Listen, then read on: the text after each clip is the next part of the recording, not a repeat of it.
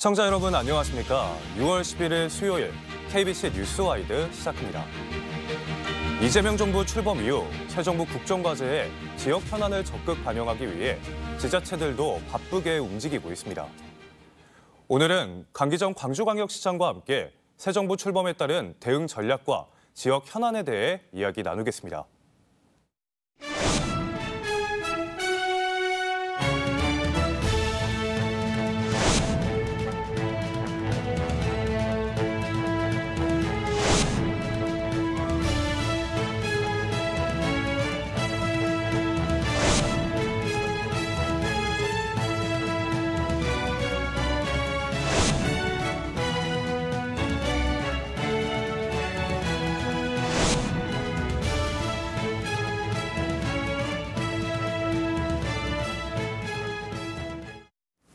시장님, 안녕하십니까? 네, 안녕하십니까? 이재명 대통령이 취임한 지 일주일이 지났습니다. 12.3 비상계엄부터 대선까지 중요한 순간마다 광주의 존재감이 컸는데요. 대선 결과 어떻게 느끼십니까? 우선은 이제 대선 투표율 전국 1위가 광주였다. 그래서 광주 시민들에게 참으로 감사드리고 시민들도 기뻐한 것 같습니다. 특히 이재명 정부로 정권 교체는 그동안 탄핵과 계엄 6개월뿐만 아니라 지난 3년 동안 참으로 답답했는데 이제 광주에 기회가 온 것 아니냐. 그래서 이 기회를 놓치지 말고 지역 발전에 꼭 이재명 정부의 출범과 함께 지역 발전을 꾀해야 되겠다. 이런 기대와 희망을 갖고 있는 것 같습니다. 네, 광주 전남은 이번 대선에서 최고 투표율과 득표율로 이재명 후보를 지지했습니다. 이재명 정부에 대한 지역사회 기대가 매우 큰데요. 특히 새 정부의 실용적 시장주의 기조가 광주 지역 산업과 경제에 어떤 영향을 줄 것으로 기대하십니까? 아무래도 이제 가장 기대된 것은 용산 대통령실의 정책실장이 우리 지역에 고등학교를 졸업하고 우리 지역의 출신이란 점 때문에 우리 지역을 알 수 있겠다. 또 한 라인이 연결될 수 있겠다. 이런 기대가 하나가 있고요. 뿐만 아니라 지난 정부에 비해서 이재명 정부 때는 아무래도 우리 지역의 사람들이 대통령실이라든가 정부 내각이라든가 곳곳에 포진될 수 있으리라고 생각합니다. 예를 들면 재정을 책임지고 있는 임기근 기획재정부 2차관 같은 경우가 역시 우리 광주의 고등학교 출신자입니다. 이렇게 사람이 일을 하기 때문에 이런 사람들이 곳곳에 새 정부에 포진되면 우리 지역 산업의 발전에 큰 도움이 될 거다 이렇게 봅니다. 이재명 정부는 출범과 동시에 민생 회복과 경제 살리기에 집중하고 있습니다. 기대감으로 국내 주식시장이 일주일째 고공행진을 이어가고 있는데요. 이 대통령은 취임 첫날에 이어 그제 비상경제점검 TF 2차 회의를 열었습니다. 대통령의 발언 듣고 이어가겠습니다. 최근에 물가가 엄청나게 많이 올랐다고? 라면 한 개 2,000원 한다는데 진짜예요? 물가 문제가 우리 국민들한테 너무 큰 고통을 주기 때문에 현황하고 혹 가능한 대책이 뭐가 있을지를 한번 챙겨서. 이 대통령은 비상경제점검 TF 2차 회의를 열어 속도감 있는 추경 편성을 제시했습니다. 이번 추경의 방향과 규모 어떻게 기대하고 계십니까? 그렇습니다. 지난 6개월 동안에 민주주의가 많이 망가졌는데 이 민주주의는 이번 이제 정권 이재명 정부를 만들면서 회복되어질 거라고 생각하고 그러면 남는 문제는 경제와 민생입니다. 그런 점에서 이재명 대통령이 추경을 곧바로 지시한 것에 대해서는 참으로 시의적절한 것 같습니다. 우리 광주시에서도 이번 추경에 꼭 담아야 될 3가지를 준비하고 있습니다. 하나는 AI입니다. 지금 미래 먹거리를 대한민국이 또 광주가 중심이 되어서 미래 먹거리를 해가자 AI를 이번 추경에 담아야 될 것 같고요. 또 하나는 공공배달앱이라고 할 수 있는 자영업과 소상공인들이 참으로 어려운데 이 배달료와 배달 수수료 때문에 10,000원짜리 밥 팔면 뭐 2, 3천 원은 그냥 수수료와 배달료로 다 나갑니다. 그래서 공공 배달앱 수수료 문제를 이번 추경에 꼭 담아야 되겠고, 또 마지막으로 우리 시민들이 제일 좋아한 것이 지역화폐, 지역사랑 상품권입니다. 우리 광주시에서 약 400억 들여서 하고 있습니다만은 시 차원에서 어렵습니다. 그래서 정부 지원을 요구를 하고 있습니다. 이렇듯 AI, 공공배달앱, 지역사랑 상품권 이런 것 등을 모아서 이번 추경 편성을 잘 해낸다면 민생의 마중물이 되지 않을까, 민생과 어려운 민생에 조금이라도 활력이 돌지 않을까 이렇게 봅니다. 네, 취임 이틀째에는 이 대통령이 직접 안전치안 점검회의를 열었죠. 정부 각 부처와 기관 그리고 전국 지자체장들도 참여했는데요. 어떤 내용들이 주로 다뤄졌습니까? 주로 이제 안전의 전반에 대해서 다뤘습니다만은 저는 특별히 광주의 금호타이어 공장이 지금 큰 화제로 고용의 문제도 어려워져 있고 2,300여 명이 집에서 있습니다. 또 협력했던 약 4,500명의 사람들 역시 어려워져 있습니다. 그래서 고용의 문제라든가 경제 생산 효과도 많이 떨어져 있고, 그래서 금호타이어 공장을 새로 짓는 문제에 대해서 특별히 산업은행이나 산업부에서 고민을 해달라 이런 말씀을 하나 드렸고요. 또 하나는 이제 여객기 참사로, 무한 여객기 참사로 공항이 지금 무한히 국제선이 열리지 않고 있습니다. 그래서 광주에 임시 국제선이라도 열어보자 이런 요구를 했는데 역시 윤석열 정부에서 묵묵부답이었습니다. 그래서 민군 통합공항도 잘해야 되겠지만은 일단은 무안공항 열릴 때까지 광주에 국제선 좀 열어달라 이런 두 가지 요구를 금호타이어 공장 짓는 문제와 두 가지 이야기를 제가 그 안전점검회의 때 대통령께 건의를 드렸습니다. 물론 공항 문제는 아직 답이 없습니다만은 산업부에서 금호타이어 공장 문제는 즉각 현황을 파악하고 우리 시의 의견을 듣기 시작했다는 말씀 보고드립니다. 네, 새 정부가 출범했으니 지역마다 현안을 국정과제에 반영하기 위한 경쟁이 치열합니다. 광주시는 어떻게 대응하고 있을까요? 이제 국정과제위원회가 다음 주 16일 날 공식화될 것 같습니다. 이한주 위원장을 중심으로 많은 분들이 참여해서 국정과제위원회가 움직이기 시작하면 우리 광주의 공약을 국정과제로 담는 것이 5년 동안의 살림입니다. 참고로 우리 공약은 저희들이 30개 제안했는데 23개를 이재명 후보가 받아줬습니다. 또 자치구 공약도 32개가 됩니다. 이런 공약들을 국정기획위원회를 통해서 국정과제로 담아내야만 이제 5년 동안 이 과제를 풀어나갈 수 있을 것 같습니다. 그래서 그렇지 않아도 어제 광주 국회의원들과 제가 국회에서 협의를 해서 이 국정기획위원회가 뜰 지점에서 함께 이 공약도 다시 재정비하고 함께 공약을 국정과제로 넣을 수 있는 방안을 함께 노력하자 이런 의견도 나누고 어제 왔습니다. 네, 이 대통령은 대선 공약에 이어 취임사에서도 AI 반도체 등 첨단 기술 산업에 대한 대대적인 투자와 지원을 약속했는데요. 그리고 취임 이틀 만에 대통령실의 AI 미래기획 수석실을 신설하기도 했습니다. AI 중심 도시를 목표로 하고 있는 광주시의 기대가 더욱 클 텐데요. 새 정부의 AI 정책 어떻게 전망하십니까? 일단 저희들이 두 가지를 크게 생각하고 있습니다. 하나는 이번 추경에 AI 2단계 사업 6천억 원 사업을 넣는 것이 현안이 가장 큽니다. 이건 사실은 작년 12월에 예산으로 담겨야 되는데 계엄 때문에 못했는데 우리 정부 때 이 6천억 원의 2단계 AI 사업을 담는 것이 가장 급하고요. 두 번째로 또 하나 급한 것이 국가 초거대 컴퓨팅 센터, 그러니까 AI 데이터 센터를 광주에 짓는 것. 이건 이재명 후보가 후보 시절에 약속한 사항이기 때문에 이건 역시 잘 될 거라고 생각하는데 추진하는 일입니다. 이런 두 가지 사업, 뭐 여러 가지 있습니다만 크게 두 가지 사업을 중심으로 광주를 AI 거점, 중심 도시로 만들려면 아무래도 이제 광주의 조직이 AI 관련 조직들이 더 강화돼야 될 것 같습니다. 현재 있는 AI 융합 사업단을 더 강화시키겠습니다.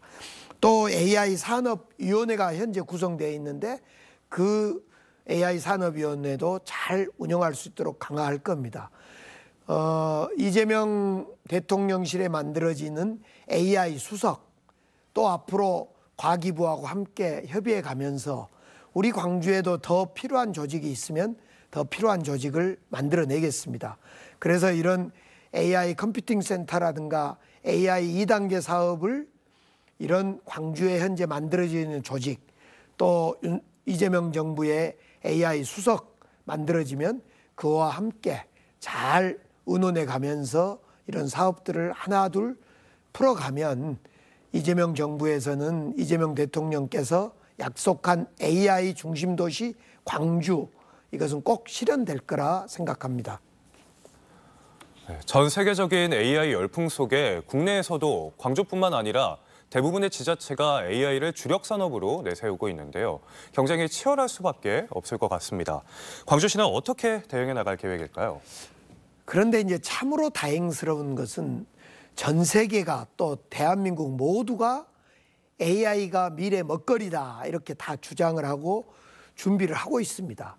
그런데 정말로 다행스러운 것이 우리 광주는 지난 4년 동안 AI를 선점해서 인프라 구축을 해나가고 있습니다. 국가 AI 데이터 센터가 첨단 3지구에 지금 구축이 돼서 가동이 되고 있습니다. 이 구축된 AI 데이터 센터에 많은 기업들이 그 데이터 센터를 활용해서 기업의 비즈니스를 하고 있고요. 또 그렇기 때문에 또 광주에 기업들이 몰려오고 있고 사람이 필요해서 사람 인재를 찾고 있고 그래서 AI의 인프라 구축이 광주가 다른 도시보다 적어도 3, 4년 이미 빨라 있다. 그래서 다른 시도도 AI 사업을 중심으로 하고 싶어 하지만은 광주를 못 따라옵니다.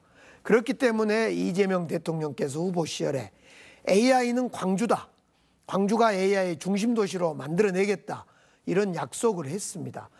우리 광주가 선점한 만큼 광주가 AI 중심 도시로 한 발짝 더 나아갈 수 있다. 이렇게 자신할 수 있습니다. 네, 광주광역시의 또 다른 핵심 전략 산업이 바로 미래차입니다. 네, 새 정부의 빅그린과 미래차 국가산단 일원에 AI가 융합된 최첨단 미래 모빌리티 신도시 조성을 요청하고 있는데요. 어떤 계획입니까? 일단은 이 사업도 참으로 다행스러운 것이 한평가는 빅그린 산단 주변에 100만 평의 미래차 국가산업단지를 확보해뒀습니다. 2023년 일입니다. 그런데 이 100만 평 속에는 20여만 평의 그린벨트가 있었는데 이 그린벨트 때문에 사업 진도가 안 나갔는데 최근 2월에 이 그린벨트 20만 평을 풀 수 있는 결정을 했습니다. 그래서 빅그린 산단 100만 평 그리고 그 주위에 방금 말씀드렸던 미래차 국가산단 100만 평 그리고 진곡산단 100만 평 등 약 300만 평 땅에다가 새로운 신도시 AI와 미래차가 결합된 신도시를 만들자는 구상인데 정말 다행스럽게 이 프로젝트가 이재명 후보의 공약으로 반영됐습니다. 이 신도시 공약을 앞서 말씀드렸듯이 국정기획위원회를 통해서 국정 100대 과제로 집어넣으면 정말로 그곳은 새로운 도시 AI와 미래 모빌리티가 결합돼서 산업단지와 주거단지가 결합된 신도시를 만들 수 있는 그런 기회가 찾아왔다. 그 점을 열심히 해보겠다는 것입니다. 이 대통령은 취임사에서 문화산업 육성 의지를 나타냈습니다. 후보 시절 공약으로 내세웠던 문화도시 광주가 실현될 수 있을지 기대가 커지고 있는데요. 발언 내용 함께 들어보시죠. 문화가 곧 경제이고 이제 문화가 국제 경쟁력이 됐습니다. 한국 문화의 국제적 열풍을 문화산업 발전과 좋은 일자리로 연결시켜야 합니다. 대한민국의 문화산업을 더 크게 키우겠습니다. 이 대통령이 후보 시절 광주의 아시아 문화중심 도시 3.0 시대를 공약했는데요. 그동안 지지부진했던 아시아 문화중심 도시 조성 사업이 이번에는 탄력을 받을 수 있을까요? 아시아 문화중심 도시 특별법에 따르면 특별회계가 있는데 그것이 지난 우리 과거 정부 때, 우리 정부 때는 500억 이상이었습니다. 정부 예산이. 그런데 윤석열 정부 때 170억 원대로 툭 떨어졌습니다. 이 예산을 500억 원대로 정상화시키는 일부터 시작해야 될 것입니다. 그 예산을 가지고 아시아 문화중심 도시 조성 사업에 박차를 가야 될 것 같고요. 또 더 나아가서 3대 문화시설이라고 할 수 있는 국회도서관, 그리고 국립현대미술관, 그리고 민주주의 박물관, 이 3대 문화시설을 사실상 지금 추진해 오고 있는데 우리 이재명 정부에서 이 3대 문화시설이 광주에 잘 들어올 수 있도록 역시 추진하는 일이 중요할 거라고 봅니다. 광주가 문화 콘텐츠 산업을 많이 만들어내고 있습니다. 예를 들면 영화도 지금 애니메이션 이런 영화를 통해서 영화도 많이 만들어내고 있습니다. 결국 K컬처를 이끌어가는 것은 광주다. 이런 자신감이 있습니다. 노무현 대통령으로부터 시작했던 이 K컬처 사업, 아시아 문화 중심도시 사업, 이것은 광주가 할 것입니다. 서울 중심으로 많이 되고 있습니다마는 그 다음으로 지방으로 보면 광주가 왕성하게 하고 있습니다. 이재명 정부에서 이 사업도 잘 해나갈 수 있을 겁니다. 네, 다음은 군공항 문제인데요. 이 대통령은 대통령이 되면 광주 민간 군공항 이전 문제를 직접 챙기겠다고 밝혔습니다. 하지만 광주 전남의 난제 중 하나인 것은 분명한데요. 어떻게 전망하십니까?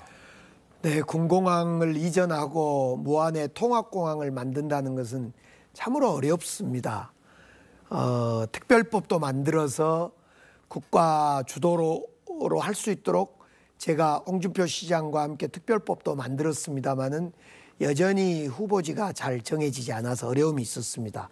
그런데 이재명 대통령께서 후보 시절에 국가가 주도하겠다, 대통령이 직접 나서겠다, 무안에 충분한 보상을 하겠다, 이런 3원칙을 밝혀주신 만큼 이제 국방부 장관도 새로 임명되고 그런 과정에 또 김민석 총리가 저와 함께 이제 총리 지명 전에 사실은 계엄 전부터 이 군공항 문제에 대해서 저와 함께 나눴던 이야기들이 있습니다.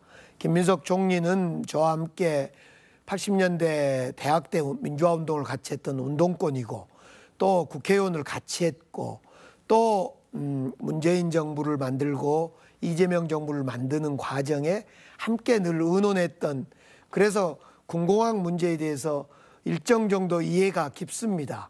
그래서 총리인 내정자인 김민석 총리, 또 새로 국방부 장관이 되면 국방부 장관, 그리고 이재명 대통령의 그 발언, 약속, 이런 걸 종합해서 잘 추진하면 정말 어려운 난제이긴 합니다만은 풀려가지 않을까 이렇게 준비하겠습니다.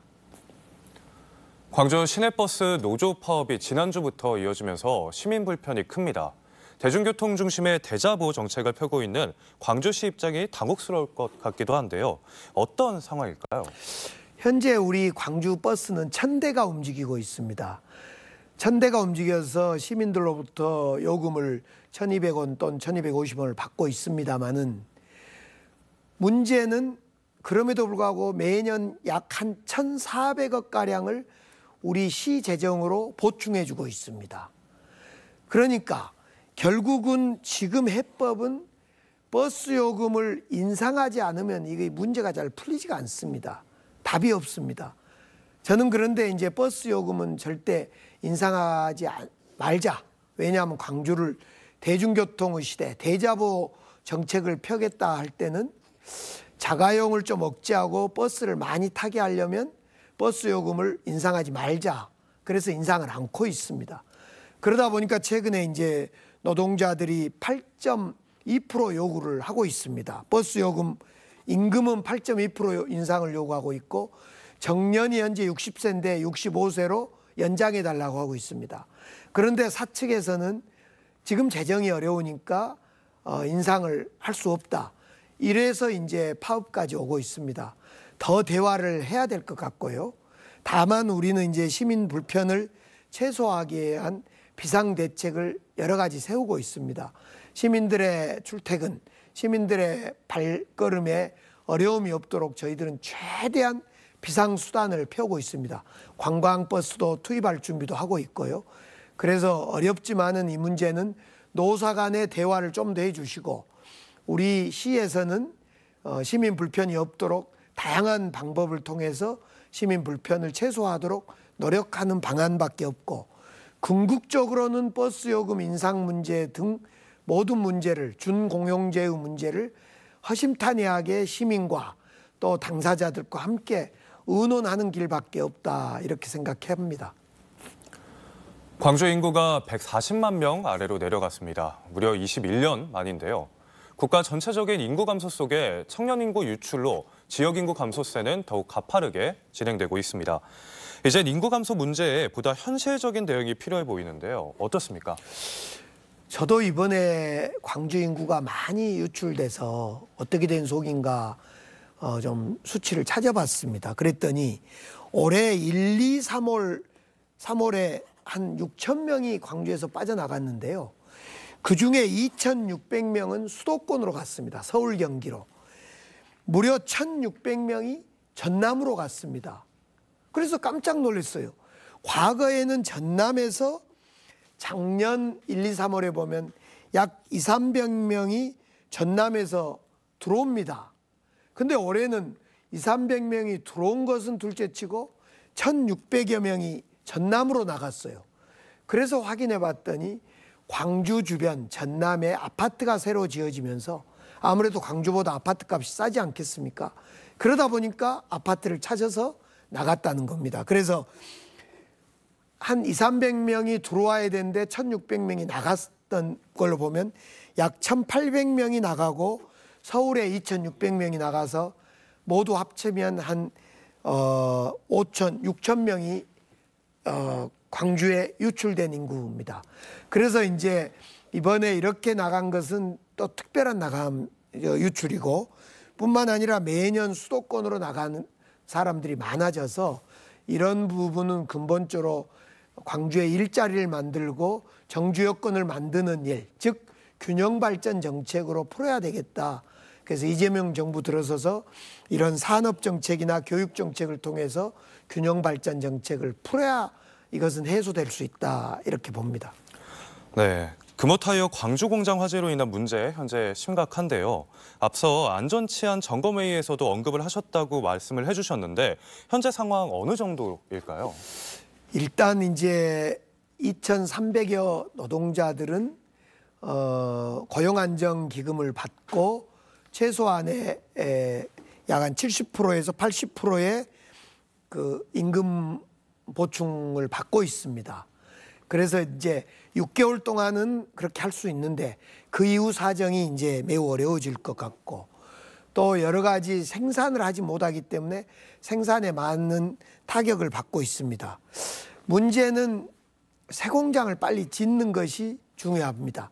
이 새 공장을 짓는 문제는 금호타이어의 주인인 더블스타가 결단을 내려줘야 될 겁니다. 그래서 박병규 청장님도 더블스타가 공장 짓는 걸 답을 해라 이렇게 1인 시위도 하고 있고 또 보도를 보셨으면 아시겠지만은 금호타이어 노조와 관계자들이 중국까지 가서 더블스타 그 본사에 찾아가서 빨리 답을 내놔라. 어떻게 이 수습을 할 거냐 내놔라. 이런 거에 대한 요청을 하고 있습니다. 물론 그 지역민들 광산 주민을 비롯해서 서구 주민 지역민들의 피해를 신청받았던 한 10,000명 가까운 사람들을 보상하는 문제 이런 문제도 잘 진행되고는 있습니다. 결국은 근본적인 문제는 공장을 새로 짓는 문제입니다. 이 짓는 문제에 금호타이어 더블스타 주체가 잘 입장을 내놓아야 줘야 될 것 같고 그런 새로 공장을 짓는데 우리 광주가 해야 될 일, 광주시가 해야 될 일, 용도 변경이라든가 공장 부지를 새로 확정하는 그런 일은 적극적으로 광주시가 하겠다는 입장을 제가 밝힌 바가 있습니다. 네, 지역 경제의 여파가 앞으로도 클 것 같은데 조속히 마무리가 됐으면 좋겠습니다. 끝으로 이재명 정부 출범 이후 경제, 사회 전반의 변화를 기대하는 우리 지역민들께 한 말씀 부탁드리겠습니다. 네, 시민 여러분 정말 6개월 동안 이재명 정부를 새롭게 만드는데 참으로 고생 많이 하셨습니다. 감사합니다. 이제 그런 만큼 이제 변화가 보여야 될 것입니다. 우선 호남 인사가 이재명 정부에 많이 들어가 줘야 될 것 같습니다. 현재까지는 김용범 정책실장, 임기근 우리 기획재정부 2차관, 또 산업부 1차관 이런 분들이 우리 호남 인사입니다. 앞으로도 대통령실뿐만 아니라 장관 등에 많이 들어가 줘야 돼, 정부에 많이 들어가 줘야 될 것 같고요. 이런 분들이 우리 광주 지역 발전을 시키는데 정말 앞장서 주셔야 됩니다. 이제 우리 호남이 너무 어렵기 때문에 호남을 1번째로 생각하셔서 발전시켜 주시고 더불어 대한민국을 발전시켜 주십사 하는 부탁 말씀을 우리 시민들이 이런 이재명 정부에 틈만 나면 해 주셔야 될 것 같습니다. 그런 일 저도 열심히 하겠습니다. 네, 강기정 광주광역시장과 이야기 오늘 여기까지 듣도록 하겠습니다. 시장님 고맙습니다. 감사합니다.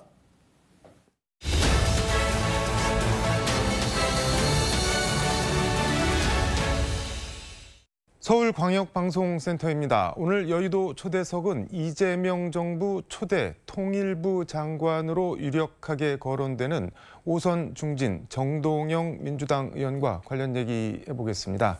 의원님 어서 오십시오. 네, 안녕하세요. 통일부 장관 가시는 건가요? 저도 언론에서만 많이 듣습니다. 그 얘기는 조금 뒤에 하고 어제 이재명 대통령과 시진핑 중국 국가주석이 첫 통화를 했는데 한중 관계 발전, 에이펙 협력, 한반도 평화 위해 노력하겠다 이런 말씀들을 나눴다고 하는데 어떻게 보셨나요? 먼저 우리는 네. 이제 외교를 잘 해야 살아남을 수 있는 민족이에요. 우리 역사가 증명하잖아요. 네. 근데 지난 3년 동안 우리 외교는 완전히 망가졌습니다. 근데 어제 이제 시진핑 주석과 이재명 대통령의 통화는 다시 이것을 망가진 주변 강대국과의 관계를 정상화하는 그 시동이었고요. 네. 6일 날 취임 다음 날 네. 트럼프 대통령 그리고 9일 날 이시바 일본 총리 그리고 이제 어제 시진핑 주석해서 이제 첫 단추는 잘 꿰었어요. 그리고 주변 4강 외교와 관련해서 이제 러시아 문제가 남아 있습니다만 우선 안착을 했다 이렇게 말씀을 드리고 싶고요. 그 시진핑 주석과의 통화에서 이제 이 대통령의 언급 중에 키워드를 이제 관계 발전, 한중 관계를 발전시켜 나가자. 뭐 당연한 거지만 그것이 이제 중심 키워드고 또 하나는 이제 11월에 그 에이펙 경주 정상회의에 이제 공식 초청을 했고 그 통화의 분위기로 보면 시진핑 주석이 경주에 올 것 같아요. 11년 만에 오게 되는데 이제 뭐보다도 이제 시진핑 주석이 그 무게를 실은 것은 핵심 이익과 그리고 중대 관심사를 존중해야 한다 서로. 근데 이제 핵심 이익이라는 건 중국이 이 대만 문제를 얘기할 때 핵심 이익이라고 합니다. 그러니까 중국의 대외 관계 속에서 가장 최우선 1번 그 의제가 하나의 중국이라는 거거든요. 대만은 국가가 아니고 중화인민공화국이 중국을 대표하는 유일한 나라다. 이렇게 제가 중국의 특사도 가보고 여러 번 그 고위층들을 만날 때마다 대화의 첫머리는 그렇게 시작합니다. 한국 정부가 그동안 하나의 중국 원칙을 견지해 준 데 대해서 감사하게 생각한다. 앞으로도 변함없이 그걸 지켜달라. 궁금한 게 중국은 그 대만이 어떻게 보면은 그냥 뭐 조그만 섬인 거잖아요. 본토에서 멀리 떨어지. 거기 왜 이렇게 신경을 쓰는 건가요? 중국은? 그러니까 아직 천하 통일이 이루어지지 않았다고 보는 거죠. 홍콩은 이제 99년 만에 돌아왔잖아요. 그러니까 과거 치욕의 100년이라고 하지 않습니까? 19세기, 네. 20세기 초에 서세 강점에 의해서 중국이 갈갈이 찢기고 네. 했던 그걸 치욕의 역사라고 한 반면에 이제 중국 굴기 이제 대국으로 일어섰다 이거죠. 그래서 당연히 그러면 이제 실지 영토 회복이라는 관점에서 천하 통일이 이제 그 중국 인민의 염원이기도 하고 그것을 또 내부적으로 국내 정치적으로 또 활용하는 측면도 있는 거지요. 그런 점에서 시진핑 주석이 이 네. 대만 문제, 대만과의 그 통일 문제를 지금 시 주석은 3번째 연임하고 있지 않습니까? 네. 원래 2번만, 10년만, 번만, 5년씩 네. 2번만 하기로 돼 있는 걸 깨뜨렸단 말이죠. 네. 네, 그것을 해야 할 이유를 대만에서 사실은 찾는 대만 거구나. 문제에서 찾을 가능성이 있다. 그래서 미국도 뭐 27년에 대만 그 무력 침공설 뭐 이런 분석들을 이제 많이 내놓고 있는데 어쨌든 이 핵심 이익이라는 말은 대만은 중국의 일부다 하는 것을 존중해달라 하는 것이고 윤석열 정부와 시진핑 정부가 갈등과 그 대립적인 관계였던 건 바로 이 부분을 건드렸기 때문에 그렇습니다. 그러니까 중국의 입장은 가능하면 한국을 끌어당겨서 미국이 중국을 포위하려고 하는 포위망에서 한국을 좀 빼내려고 하는 이제 그런 또 속내가 있는 거죠. 그 점에 이제 우리 외교에 어려움이 있고 난감한 부분이 있는 겁니다. 이것을 이제 참 지혜롭게 그 해답이 이제 국익 중심의 실용 외교다 이거죠. 미국은 미국의 국익이 있는 거고 중국은 중국의 국익이 있는 거고 우리는 대한민국의 국익은 우리의 국익은 따로 있는 거예요. 이것을 지켜나가는 방법으로서 실용적인 외교. 근데 이제 수단으로는 상당히 이제 유연성과 균형성 이것이 이제 중요하다고 생각이 듭니다. 근데 앞으로의 얼마 과제죠. 전에 일본 방위상이 이런 말을 했는데 지금 미군이 이제 전구를 나눈 거야. 주한 미군 같은 경우는 이제 한반도 유사시에만 주한 미군이 전투를 하도록 돼 있는데 그거를 좀 폭을 넓혀 갖고 태평양 인도 전구까지 주한 미군을 포함해서 전구를 다시 짜야 된다. 그 말은 대만 유사시에는 주한 미군도 보내겠다 뭐 이런 거 같은데 그 우리는 어떻게 대응을 해야 되나요? 그거에 대해서? 일본의 이해관계와 우리의 이 안보 이해관계는 다릅니다. 네. 그러니까 일본의 국익은 따로 있는 거죠. 그래서 일본을 이제 아베 때 대만 유사는 일본 유사다. 무슨 말이냐면 급변 무슨 사태 유사시 대만에 어떤 일이 생기면 유사시 이것은 일본의 유사다 이렇게 이제 동일시했는데 우리 경우에는 물론 영향을 미치지만 그러나 대만 유사가 곧 한국 유사다 이렇게 등치될 수는 없는 거죠. 여기에 이제 일본과 한국의 차이가 있는 거고 역사적으로 봐도 네. 예를 들어서 지금 일본과 중국의 관계는 한 번도 중국의 외침을 받아본 적이 없습니다. 옛날 원나라 때 뭐 몽고군이 건너가려다가 실패했습니다만 그러나 한국은 지금 중국과는 숙명적 관계잖아요. 이런 역사적, 지리적 특수성 이것을 저는 미국을 동맹인 미국을 비롯해서 그 우리 우방국들에게 우리의 특수성을 잘 설명하고 우리의 국익을 지켜나가야 된다고 생각합니다. 통일부 장관 인사 검증에 동의하신 거죠 지금? 이제 그 인사는 뭐 아침 다르고 저녁 다르기 때문에 이제 발표돼봐야 아는 거고요. 근데 이제 만약에 하신다고 하면은 노무현 정부에서 통일부 장관을 하셨는데 거의 20년 세월 지나서 다시 또 통일부 장관을 그리고 김민석 총리 어떻게 보면 한참 후배인데 그럼에도 불구하고 통일부 장관을 다시 하신다고 하면은 이유가 분명히 있을 것 같은데 그게 뭐 어떤 걸까요? 후보 시절에 아니면 후보 되기 전에도 한 2번 제가 이재명 대통령에게 이런 얘기를 한 적이 있어요. 이제 나는 뜻을 못 이루었지만 제발 우리 이 대표는 대통령이 좀 되시라. 그래서 내가 못 이룬 그 한도 좀 풀어주시고 그다음에 대통령이 되면 내가 하고 싶은 일이 있다.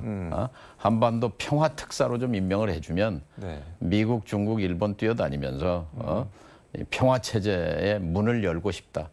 또 닫힌 개성공단을 다시 열고 싶다. 네. 네, 그게 저에게는 정치를 시작하면서부터의 소명이라고 늘 생각해 왔습니다. 그래서 노무현 대통령 때 사실 저를 네. 보건복지부 장관을 내정했는데 제가 통일부 장관을 하겠다고 우겨서 그랬었나요? 장관이 바뀐 거고요.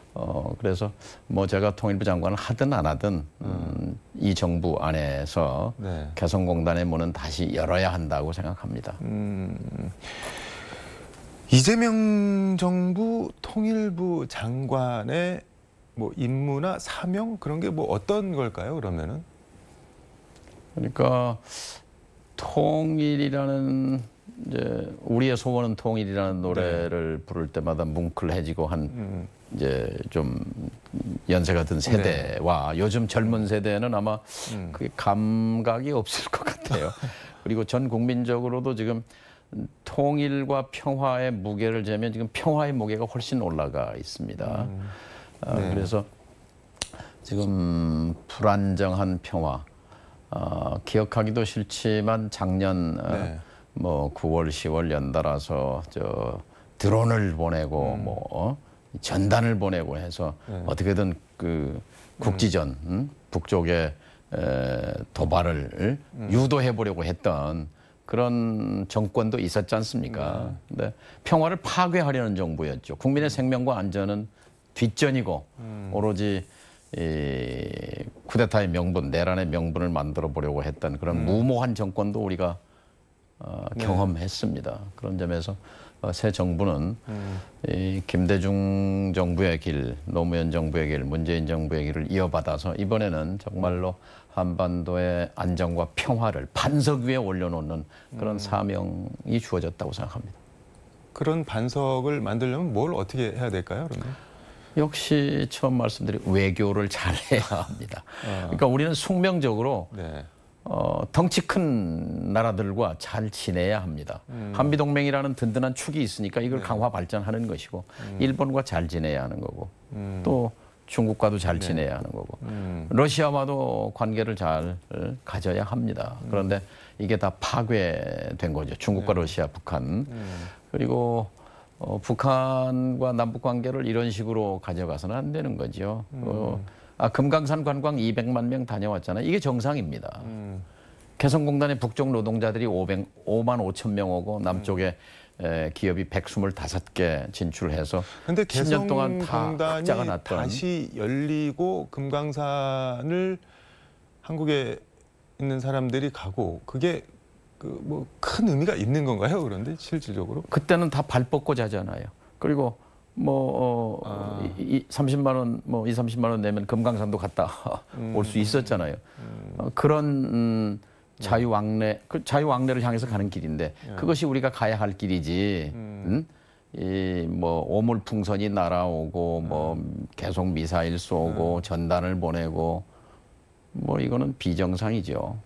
근데 그동안 북한이 이제 우리나라 대한민국을 남측 이렇게 지칭을 했는데 이제 하나의 민족을 견지를 하면서 국가 별개의 국가로 인정을 안 하고 어쨌든 그냥 남측 이렇게 하고 우리도 뭐 북측 이렇게 불렀는데 지금은 북한에서 그냥 공식적으로 대한민국 해서 남의 나라 취급을 하고 있거든요. 어떻게 보면 이게 풀릴 수 있을까요? 그런데? 네, 그러니까 이제 2023년부터 이제 김정은 위원장이 이 적대적 교전 상태에 있는 적대적 두 국가다라고 선언하고 우린 따로 살 테니까 간여하지 말라 이제 이런 건데 그러나 숙명적으로 우리가 한민족이라는 건 부정할 수 없는 것이고 언젠가 통일해야 한다는 것은 당위죠. 그러나 현실적으로는 통일보다는 이제 평화 공존 서로 공존하고 공양하는 것이 당장 발등에 떨어진 과제라고 생각합니다.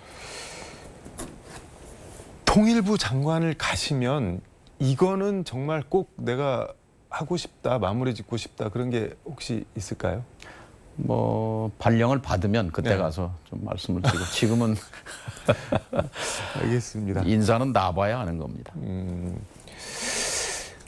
요거 하나만 더 여쭤보겠습니다. 지금 내란 특검법, 김건희 특검법, 그다음에 최혜병 특검법이 통과가 됐는데 예.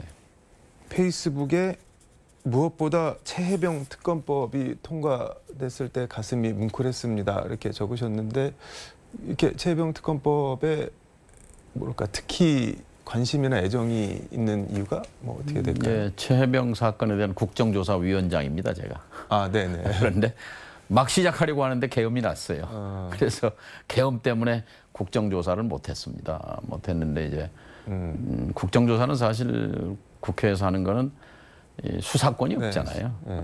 그 조사의 한계가 있는데 이제 특별 검사가 임명되면 네. 훨씬 이제 그 진실 규명하는데 도움이 되죠. 그래서 국정조사를 못한 데 대한 그런 부채감, 미안함이 있었는데 이제 특검이 실시돼서 참 다행입니다. 그리고 이제 이 출발이 최혜병이 이제 순직했을 때 이제 발단이 뭐냐면 이제 윤석열 대통령 입에서 나온 얘기. 이런 일로 사단장을 자르면 어떤 사람이 사단장 할 수 있냐. 그 사람의 목숨은 우주와 같습니다. 국군 병사의 목숨을 이런 일이라고 이렇게 그 규정하는 국군 통수권자의 그 사고 방식이 참 그건 잘못됐던 거죠. 근데 지금 보면은 경찰, 검찰 소환 출석 요구에 지금 윤석열 전 대통령, 김건희 씨 다 거부하고 있는데 이거는 뭐 어떻게 봐야 되나요? 죄가 없다, 나갈 필요가 없다 이러고 있는데 이걸 어떻게 해야 되나요? 헌법 11조가 중요합니다. 거기에 11조? 예. 모든 국민은 법 앞에 평등하다. 특수계급은 창설될 수 없다. 어떠한 경우에도 네. 특수계급은 인정되지 아니한다고 되어 있는데 지금 윤석열, 김건희 네. 이 두 사람은 특수계급이거든요.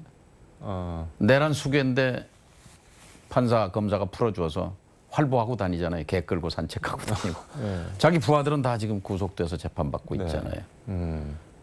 그래서 헌법 11조를 다시 되돌리는 것. 모든 국민은 법 앞에 평등하다. 윤석열, 김건희 이 두 사람도 피의자로서 평등한 대접을 받아야죠. 그런 얘기를 하는 사람도 있는데 뭐 좀 섣부른 뭐 이렇게 이른 감도 있지만 트럼프 대통령이 노벨 평화상 욕심을 내서 북핵 폐기를 해서 그 과정에 우리 이재명 대통령하고 장관님이 의원님이 통일부 장관 가시면은 그런 역할을 해서 노벨 평화상을 탈 수도 있는 거 아니냐 그런 얘기를 하시는 분들도 있는데 그거는 어떻게 생각하세요? 이거 지금 트럼프 대통령이 이 대통령과 통화하면서도 내용이 평이했습니다. 그러니까 사실 걱정했거든요. 뭔 걱정을 했냐면 트럼프 대통령은 그 국무부나 백악관에서 써준 대로 안 한다. 자기 생각대로. 네. 근데 자기가 만만하게 보는 상대는 함부로 대해요. 근데 굉장히 정중하게 대했거든요. 그것은 이재명 대통령도 만만한 사람이 아니다라는 인식을 갖고 있었다고 보고요. 우리가 이제 트럼프 정부, 트럼프 대통령에 대한 기대는 네. 어쨌든 1기 4년, 2016년부터 20년까지의 1기 4년 동안 첫 해 1년을 빼놓고 나머지는 북이 핵실험과 핵무력, 그 핵물질 증강과 장거리 미사일 발사 등에 대해서 모라토리엄, 유예를 했거든요. 네. 그러니까 북의 핵무기고가 늘어나지 않았습니다. 그런데 이제 바이든 4년 동안 이게 또 폭주했거든요. 그래서 늘 자랑하는 게 그겁니다. 내가 있을 때는 그게 중단됐었다. 우리가 기대하는 것은 이제 그 북한 문제, 북핵 문제의 특성상 톱다운, 정상끼리의 접촉과 대화, 이것 이외에는 이 문제를 풀어갈 수가 없어요. 그런 점에서 이제 우리가 북미 접촉과 트럼프, 김정은 접촉 대화를 이제 기대를 하는 건데 그래서 저는 북미 대화를 우리가 지원하고 지지하는 입장입니다.